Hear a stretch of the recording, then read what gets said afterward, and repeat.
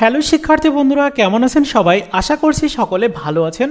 আপনাদের ইংরেজি সাবজেক্টের পরীক্ষা আগামী 16 জুলাই অনুষ্ঠিত হবে। ইংরেজি সাবজেক্টে কিভাবে আপনি পরীক্ষার খাতাতে উত্তর করবেন, কিভাবে উত্তর করলে বেশি বেশি মার্ক পাওয়া যায় এবং ভালো মার্কসের সাথে অনেকে আবার পাস করার জন্য লিখে আসেন, তো পাস করবেন কিভাবে, সব কিছু নিয়ে ইন ডিটেল এই ভিডিওতে আলোচনা করব। চলুন শুরু করা যাক পার্ট বাই পার্ট। প্রথমত, ইংরেজি সাবজেক্টের এ ধরনের একটা প্রশ্ন আপনাকে দেওয়া হবে। এই প্রশ্নের মধ্যে আপনার প্রথমেই লক্ষ্য করতে হবে যে আপনার এ পার্টে কমন আছে কিনা। এ পার্টে যদি কমন না থাকে তাহলে চলে যাবেন বি পার্ট না দেখে সরাসরি সি পার্টে, অর্থাৎ সি পার্টটা এখানে অনেক সময় কমন আসে। তাহলে সি পার্টে আপনার কমন আছে কিনা এটা কিন্তু এখন আপনাকে দেখতে হবে, প্রথমেই দেখতে হবে। দেখলেন যে সি পার্টে আমার বেশ কয়েকটা কমন আসছে, তো প্রথমে কি এ পার্ট দিয়ে শুরু করবেন? একদমই করবেন না, এ পার্ট দিয়ে করবেন না, কারণ এ পার্ট দিয়ে করলে এটা ভুল হবে আপনার জন্য। তো আপনাকে কি করতে হবে? প্রথমেই আপনি এ পার্টটা স্কিপ করবেন, এরপর বি পার্টটাও স্কিপ করবেন, সি পার্টটা দিয়ে শুরু করবেন। সি পার্টটা দিয়ে কেন শুরু করতে বলছি? কারণ সি পার্টে 50 মার্ক, অর্থাৎ আপনি একটার উত্তর যদি লিখতে পারেন তাহলে সেখানে আপনি 10 মার্ক পাবেন। তো 10 মার্ক কে না চায়? তো সি পার্টের প্রথমেই কি লিখতে হবে? প্রথমেই লিখতে হবে অ্যাডভার্টাইজমেন্ট, যেটা সবচেয়ে বেশি সহজ। অ্যাডভার্টাইজমেন্টটা আগে লিখবেন। অ্যাডভার্টাইজমেন্ট লেখার পরে এরপর আপনি লিখতে পারেন প্যারাগ্রাফ। প্যারাগ্রাফটা লেখার পরে এরপর রিপোর্ট লিখতে পারেন। এখন রিপোর্ট যদি আপনি না লেখেন, অনেক সময় আপনি ডায়লগ লিখতে পারেন। মানে আমি বলতে চাই যে সি পার্টটা আপনি তুলনামূলক আগে লিখবেন। কেন আগে লিখবেন? কারণ পরীক্ষার খাতাতে সবার প্রথমে মাইন্ড অনেক বেশি ফ্রেশ থাকে, এর সাথে হাতের লেখাটারও গুরুত্ব রয়েছে। যেহেতু প্রথমেই পরীক্ষাটা আপনি অংশগ্রহণ করছেন, তাই চেষ্টা করবেন প্রত্যেকেই, যার হাতের লেখা একদমই ভালো না সেও চেষ্টা করবে যেন প্রথমের দিকে একটু ভালো করে লেখা যায়। তাহলে প্রথমের দিকে যদি আপনি এই যেগুলোতে মার্ক বেশি, এই মার্ক বেশি এগুলো যদি আপনি প্রথমে লেখেন তাহলে আপনার মার্কস পাওয়ার সম্ভাবনাটা বেড়ে যাবে না? অবশ্যই বাড়বে। এই জন্য সি পার্টটা দিয়ে শুরু করতে বলছি প্রত্যেককেই। তাই আমার যারা সাবস্ক্রাইবার, ভালো রেজাল্ট করার ক্ষেত্রে আপনাদের কিন্তু এই কৌশলটা খুব বেশি কাজে আসবে। তাই প্রত্যেকেই আগে সি পার্টটা লিখবেন। সি পার্টের আপনি 5টা কমপ্লিট করলেন, এখন টাইম মেনটেনের ব্যাপারটা আছে যে আমি সি পার্টটা তো লিখব, পরীক্ষার সময় কত? পরীক্ষার সময় কিন্তু 3 ঘন্টা 30 মিনিট। এই 3 ঘন্টা 30 মিনিটের মধ্যে আমাকে পুরোটা কমপ্লিট করতে হবে। তাহলে আমি সি পার্টে কতটুকু সময় রাখলাম? সি পার্টের মধ্যে আমি ধরে নিচ্ছি 5টা লিখতে আপনার সময় লাগবে, এটা একটু ডিলিট করে দিই। সি পার্টের আপনার 5টা লিখতে আমি ধরে নিচ্ছি সময় লাগবে আপনার 2 ঘন্টা। তাহলে 2 ঘন্টা সময় লাগছে আপনার সি পার্ট লিখতে, যেহেতু একটু ভালো করে লিখতে হবে, কারণ নাম্বার বেশি পাওয়ার জন্য তো লেখা দরকার, তাই না? তো সি পার্টে 2 ঘন্টা লাগলো। এবার সি পার্ট আমার কমপ্লিট। সি পার্ট এইটা লিখেই আমি পাস মার্কটা এনশিওর করে ফেললাম। পাস মার্কটা 50-এর মধ্যে আমি এইখানে ধরে নিচ্ছি আমি 30 মার্ক পাবো। 20 মার্ক আমি বাদ দিয়েছি, 30 মার্ক পাবো। তাহলে পাস মার্কটা আমার এনশিওর হয়ে গেল, কারণ ওদিকে আবার ওই যে ইনকোর্সের 20 মার্ক আছে, ওইখানে তো 15 মার্ক এমনিতেই পাওয়া যায়। তাহলে এই পাস মার্ক আমার এনশিওর হয়ে গেল। এইবার কাজ হচ্ছে আপনার রেজাল্টটা ভালো করতে হবে। রেজাল্ট ভালো করার ক্ষেত্রে আপনি এখানে এসে ট্রান্সলেশনটা লিখবেন। মানে এবার লিখতে বলছি বি পার্ট, বি পার্টের 5টা। বি পার্টের ট্রান্সলেশনটা লিখবেন।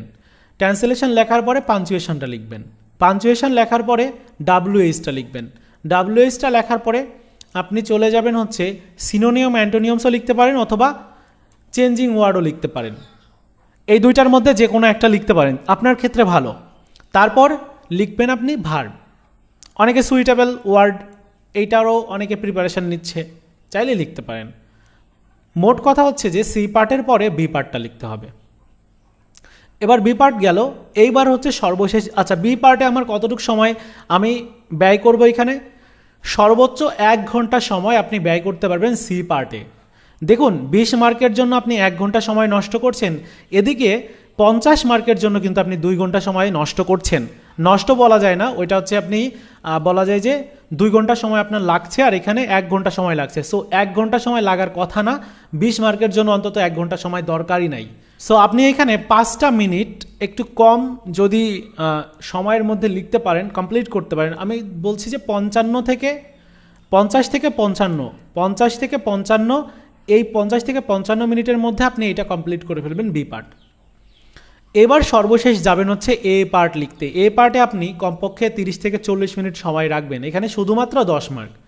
এখন কেন 30 থেকে 40 মিনিট বলছি, কারণ এ পার্টে কমনই আসে না আর এখানে লেখাটাও একটু ডিফিকাল্ট হয়ে যায়।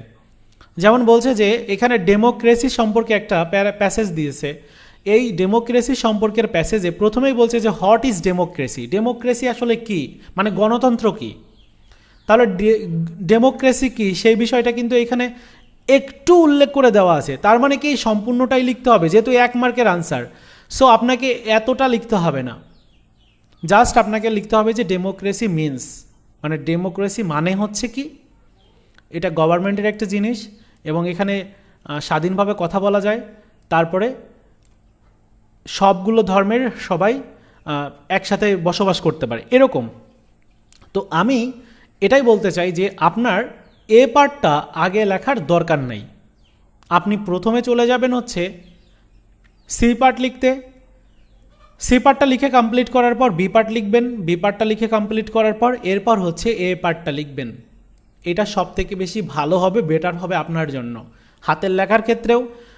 কারণ যারা খাতা দেখেন তারা অবশ্যই, যার খাতা দেখছে সে তার হাতের লেখাটা কীরকম লিখেছে, কাটাকাটি করেছে, তার হাতের লেখা কি বোঝা যাচ্ছে, এই ধরনের উপরের যে মাইন্ড সেট আপ, মানে শিক্ষকের মাইন্ড সেট আপ হবে না এই স্টুডেন্টটা মোটামুটি ভালো এবং স্টুডেন্টের লেখার ধরনটা ভালো আছে, এতে করে নাম্বার দেওয়ার ক্ষেত্রে ওই শিক্ষকটা আপনার নাম্বারটা একটু বেশি দিবে। হাতের লেখাটা ভালো হলে এইটাই হয়। মানে আপনি যদি ভালো করে নাও লেখেন বাট আপনি হাতের লেখাটা সুন্দর করে লিখেছেন, বোঝা যাচ্ছে যে আপনার কোথায় কি ইনফরমেশান আপনি দিয়েছেন, এতে করে আপনার মার্কস পাওয়ার প্রবণতাটা বাড়ে। 10 মার্কের এই যে সি পার্টে 10 মার্কের মধ্যে কত মার্কস দেওয়া হয়, বিভিন্ন টিচারের সাথে কথা বলে জানতে পেরেছি যতটুকু, যদিও এটা বলাটা উচিত না, একদমই বলে নাই, তারা বলেছে যে আমি এটা জাস্ট জানাচ্ছি আপনাকে। কিন্তু তারা যেটা করে 7 থেকে 8 মার্ক হচ্ছে বেশি দেয়, 7-8 মার্ক এটাই হচ্ছে বেশি দেয়। পূর্ণমান 10 মার্ক কাউকেই সেইভাবে দেওয়া হয় না, একদম ভালো স্টুডেন্ট ছাড়া পূর্ণমান 10 মার্ক দেওয়া হয় না। 7 মার্ক 8 মার্ক এটা অ্যাভারেজ বলা যায়। যে একটু লিখে আসে তার 5 মার্কের উপরে দেওয়া হয়, এটা শিক্ষকরা বলে, আমার নিজের কথা না। সো 5 মার্ক আপনি যদি একটু লিখে আসেন, বানিয়েও যদি লিখে আসেন তাহলেও কিন্তু 5 মার্ক পাবেন। এখন আপনার টেন্স ঠিক হলো না, তারপর সেন্টেন্সে আপনি সাবজেক্ট রাখলেন না, অক্সিলারি ভার্ব রাখলেন না, এদিকে ভার্ব রাখলেন না, মেইন ভার্ব, অবজেক্ট রাখলেন না, এগুলো তো করলে হবে না, তাই না? পূর্ণাঙ্গ সেন্টেন্সটা তো তৈরি করতে হবে। আপনি আপনার মতো করে লিখে আসলেন বাট ওইখানে কোনো গ্রামাটিক্যাল কোনো কিছু ঠিকঠাক থাকলো না, তাহলে তো মার্কস দিবে না, তাই না? সো এই হচ্ছে ব্যাপার। যারা একটু টেকনিক খাটিয়ে পরীক্ষা দেয় তারা কেউ ফেল করে না, এটা আমার নিজের অভিজ্ঞতা থেকে বলছি।